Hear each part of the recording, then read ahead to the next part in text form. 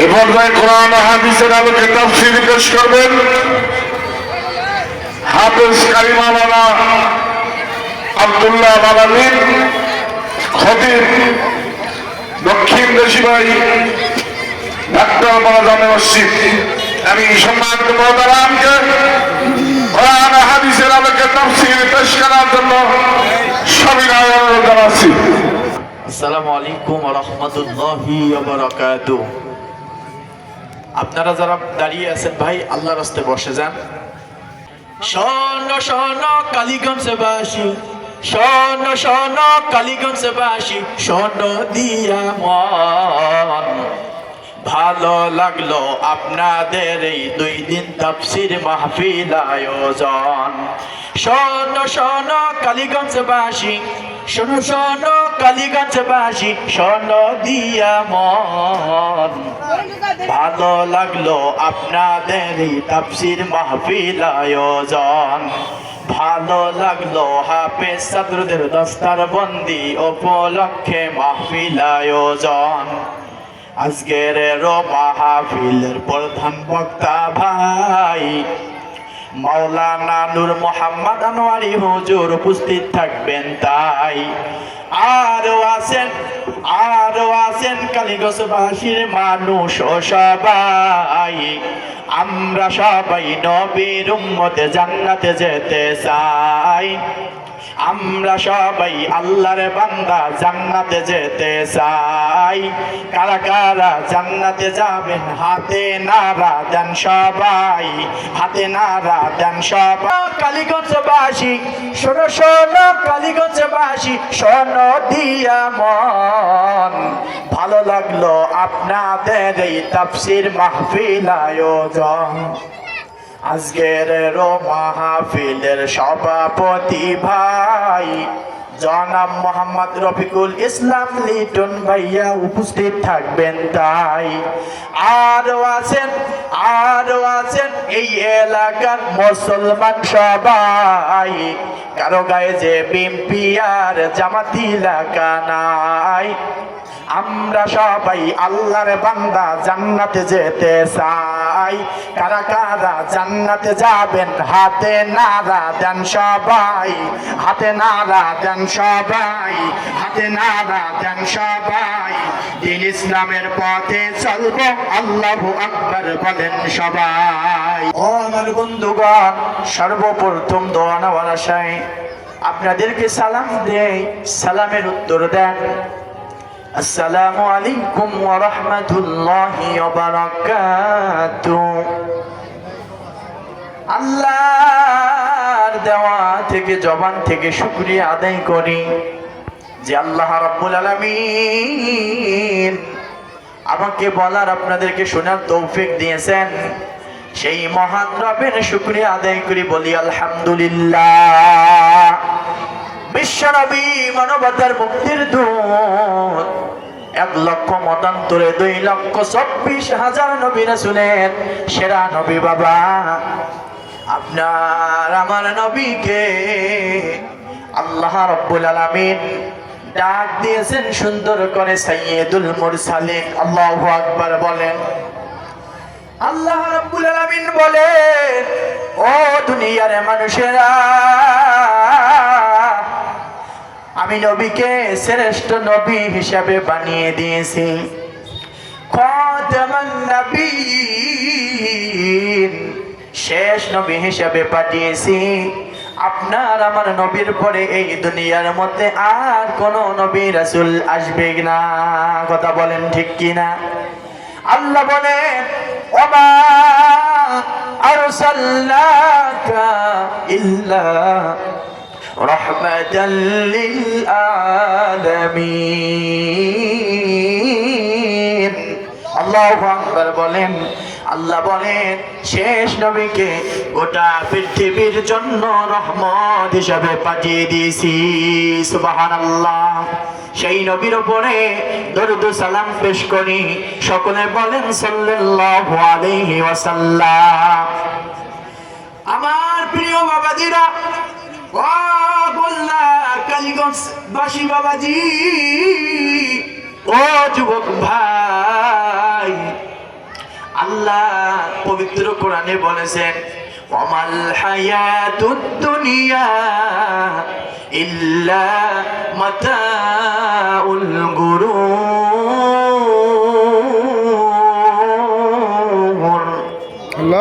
আল্লাহ রাব্বুল আলামিন বলেছেন তোমার এই পার্থিব জীবন একমাত্র ধোঁকার সামগ্রী। এই পার্থিব জীবন তোমার ধোঁকা ছাড়া আর কিছুই নয়। ঠিক না বে ঠিক?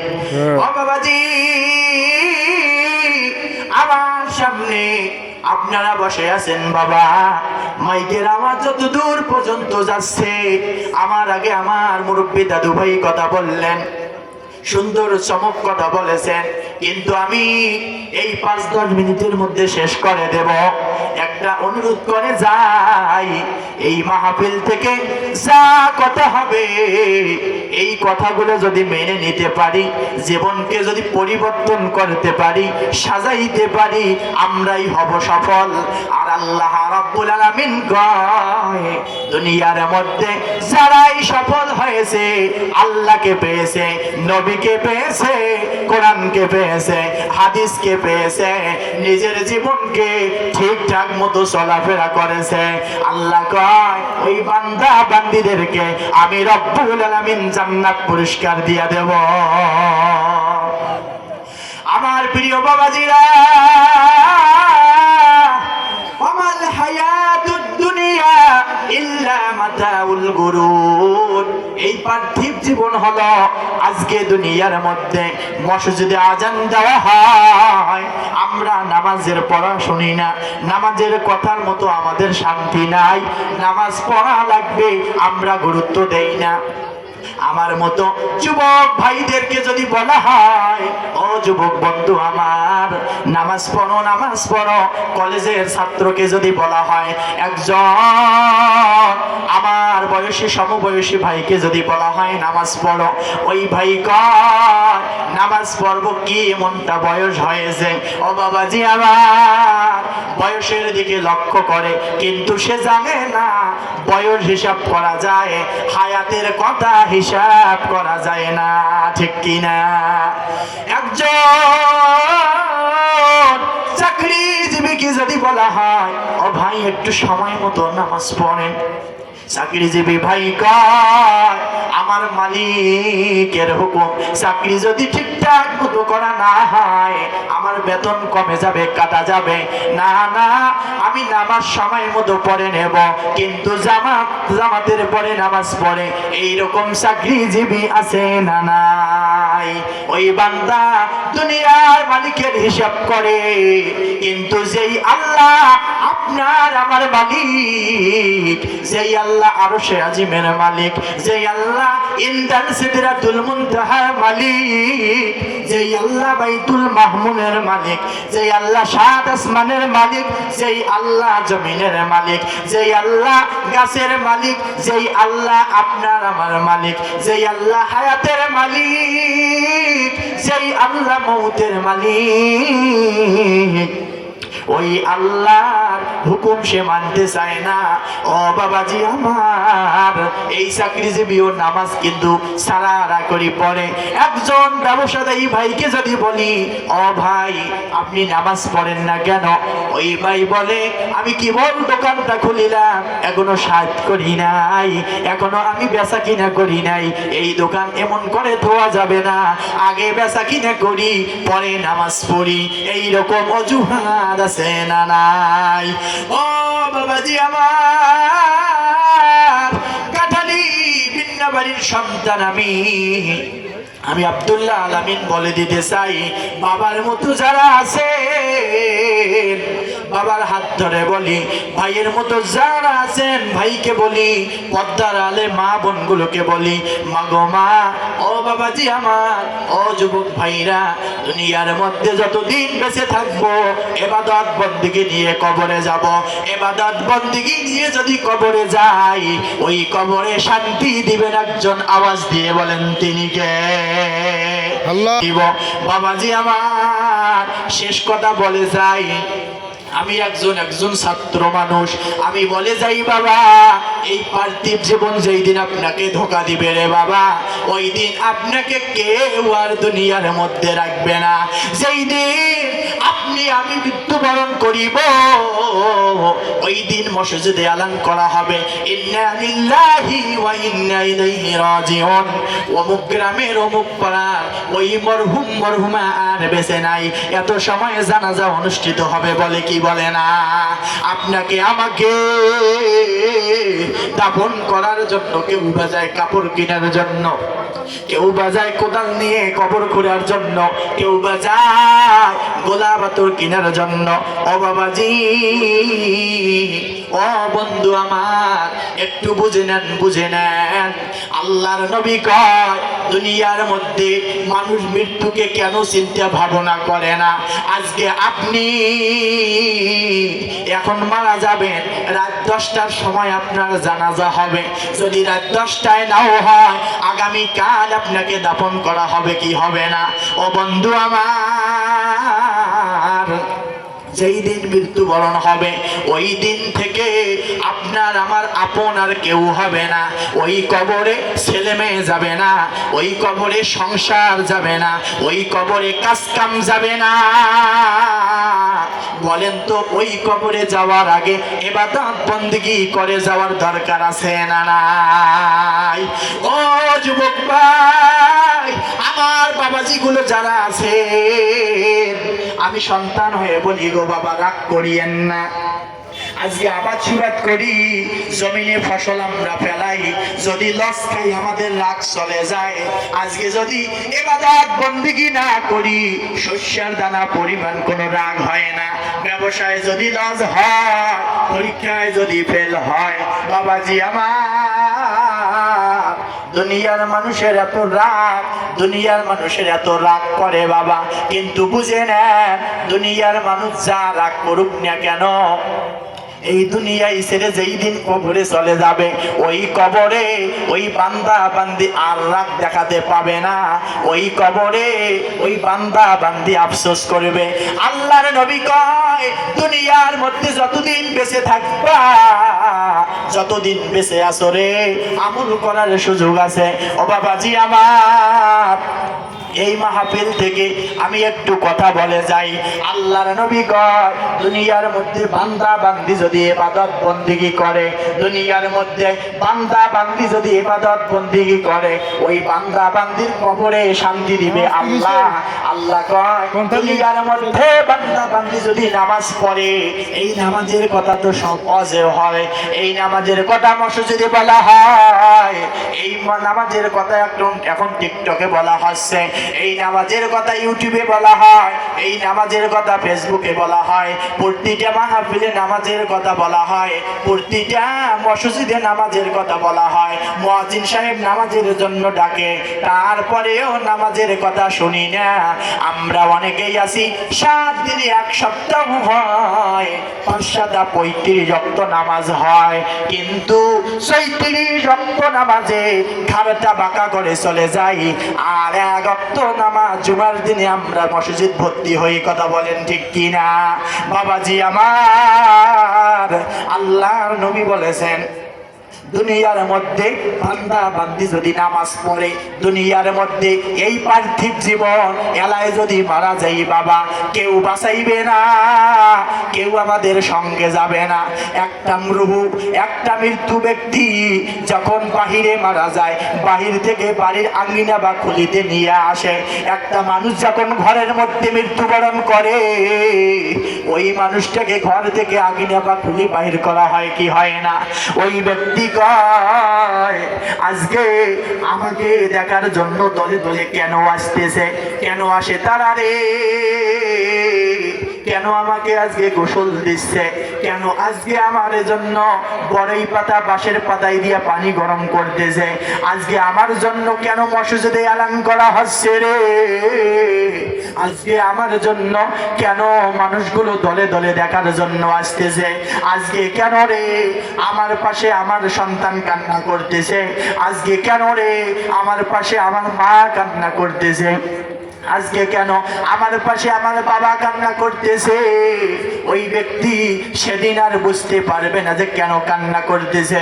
বাবাজি আমার, বলেন তো ওই মৃত্যু ব্যক্তি, যে ব্যক্তি মৃত্যুবরণ করছে, ওই ব্যক্তি কি আর কোনোদিন দুনিয়াতে ফিরে আসবে? জোরে বলেন আসবে? যেই ব্যক্তি কবরে গিয়েছে ওই ব্যক্তি আর আসবে না। আল্লাহর নবী কয়, দুনিয়ার মধ্যে এই কালীগঞ্জ বাজার মাহফিল থেকে একটা আমল নিয়ে বাড়িতে যান। বাবাজি, আমি সন্তান হয়ে বাবাজিকে বলি, ভাই হয়ে ভাইকে বলি, সন্তান হয়ে মা বোনগুলোকে বলি, এই দুনিয়ার মধ্যে পার্থিব জীবন বাবা, কোন দিন যে মারা যাব কেউ জানে না, মরণের কোনো গ্যারান্টি নাই। দুনিয়ার মধ্যে মানুষ যখন আসে সিরিয়াল পাওয়া যায়, আগে আসে দাদা, তারপরে বাবা, তারপরে কলিজার টুকরা ছেলে মেয়ে সন্তানগুলো আসে কি আসে না? কিন্তু এই দুনিয়া ছেড়ে যখন মানুষ কবরে চলে যায়, অনেক সময় দাদা বেঁচে থাকে, নাতি আগে চলে যায়, দাদার আগে নাতি নাতনি যায়, বাবার আগে কলিজার টুকরা ছেলে চলে যায়, মার আগে কলিজার টুকরা মেয়ে চলে যায়। বাবাজি, দুনিয়ার মধ্যে আসার সিরিয়াল পাওয়া যায়, এই দুনিয়া ছেড়ে যখন কবরে চলে যাব তার কোনো সিরিয়াল পাওয়া যায় না। এই জন্য বাবা, সূরা আলে ইমরান থেকে আমি আয়াতের শেষের অংশটুকু তেলাওয়াত করেছি, ওয়ামাল হায়াতুদ দুনিয়া ইল্লা মাতাউল গুরুর। এই পার্থিব জীবন আপনাকে ধোঁকা দিবে, আমাকে ধোঁকা দিবে। ও বাবাজি, এই দুনিয়ার জন্য, এই সংসারের জন্য, এই বিবির জন্য, এই সন্তানের জন্য এত কিছু করিলাম, মারা যাওয়ার পরে বাড়িও সঙ্গে যাবে না, টাকা পয়সাও যাবে না, পরনের মধ্যে যে কাপড়টা এটাও যাবে না। 3 টুকরা কাপড় দিয়ে পুরুষদেরকে বিদায় করা হবে, মা বোনদেরকে 5 টুকরা কাপড় দিয়ে বিদায় করা হবে। বাবাজি আমার, আজ মানুষের ভেতরে ইনটেনশন হয় না। আজ দুনিয়ার মানুষ আবাদ সুবাদে যদি লস খায় ওই ব্যক্তি রাগ করে ফেলে, কিন্তু বাবাজি আমার একটু বুঝে নেন, বুঝে নেন, বুঝে নেন, যেই ব্যক্তি নামাজের মধ্যে কথা শোনে না, যেই ব্যক্তি নামাজ পড়ে না, যেই ব্যক্তি নামাজ পড়ে না, ওই ব্যক্তির কোনো টেনশন নাই, কোনো তার মাথার ভেতরে চিন্তা নাই। বাবাজি, মাহফিল থেকে বলা হয়েছে আজান দেব, নামাজ সময় মতো হবে, একটু শুনে নেন, সমস্যা নাই, সমস্যা নাই, একটু বুঝে নেন, বুঝে নেন। দুনিয়ার মধ্যে যতদিন বেঁচে থাকবেন বাবা, বলেন তো 5 ওয়াক্ত নামাজ পড়ার দরকার আছে না নাই? ও বাবাজি, বলেন তো দরকার আছে না নাই? 5 ওয়াক্ত নামাজ পড়ার দরকার আছে না নাই? আল্লাহর নবী কয়, দুনিয়ার মধ্যে যে ব্যক্তি বান্দা বান্দি 5 ওয়াক্ত নামাজ পড়িবে, ওই ব্যক্তির জন্য আল্লাহ রাব্বুল আলামিন 5টি পুরস্কার তাকে দান করে দিয়া দিবে। জোরে জোরে বলেন সুবহানাল্লাহ। জোরে বলেন কয়টি পুরস্কার? আরো জোরে বলেন কয়টি? শোনার দরকার আছে না নাই? বাবাজি আমার, একটু আগে কিন্তু বলেছি, আজকে যদি মারা যায় ওই কবরে কেউ যাবে না, ওই কবরে কেউ যাবে না। যতটুকু আমল করেছি অতটুকু নিয়ে কবরে যাব, আপনার আমার সঙ্গী কেউ হবে না। আজকে মারা যাব, আপনজন মানুষগুলো ফোনের মধ্যে শোনার পরে আসিবে, দলে দলে বাড়ি খুলি ভর্তি হয়ে যাবে, তারা ভর্তি হয়ে যাবে, কিন্তু মনে রাখবেন লাশটা একালকায় কবর নামতে পারে না, দেখি 2 জন নামে। ওই 2 জন নামার পর মুখ কান কেবলামুখী করে দেওয়ার পরে, ও বন্ধু আমার, বাঁশের ফালাটি গুলো যখন অর্ধেক ধারা পর্যন্ত দেওয়া দেয়, বুক বরাবর যখন হয়ে যায়, ওই 2 জন বান্দাও লাফ দিয়ে ওঠে কি ওঠে না? বাবাজি আমার, ওই কবরে কেউ নেই, কেউ নাই। ওই জন্য বলি, এই দুনিয়াতে আমল করার জায়গা, এই দুনিয়াতে ইবাদত বন্দেগী করার জায়গা। বেঁচে আছি যতদিন ইবাদত করার সুযোগ আছে ততদিন, বেঁচে থাকবো না যেই দিন আমল করির পাবো না আর সেই দিন থেকে। বাবাজি, মসজিদে আজান দেওয়া হয়, আজকে আপনি আমি আজান শুনি নামাজ পড়তে যাই না। বুঝে নেন, বুঝে নেন, দুনিয়ার মধ্যে যেই দিন আপনার আমার মৃত্যু হয়ে যাবে, ওই দিন আপনার আমার শক্তি নাই এই মসজিদে ঢুকে নামাজ পড়বো, ওই দিন আর রোজা থাকতে পারবো না, ওই দিন আর কোরআন পড়তে পারবো না, ওই দিন আর মাহফিলে আসতে পারবো না।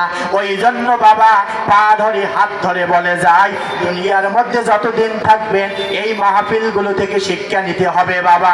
আপনি এই কান দিয়ে শুনবেন, এই কান দিয়ে বাহির করে দিবেন, তা না, তা না। কেন বাবা এত অহংকার? কেন আপনার ভেতরে হিংসা রে বাবা? একটু চিন্তা করেন, আজকে যার জন্য এত কষ্ট করেছি তারা আমার আপন না।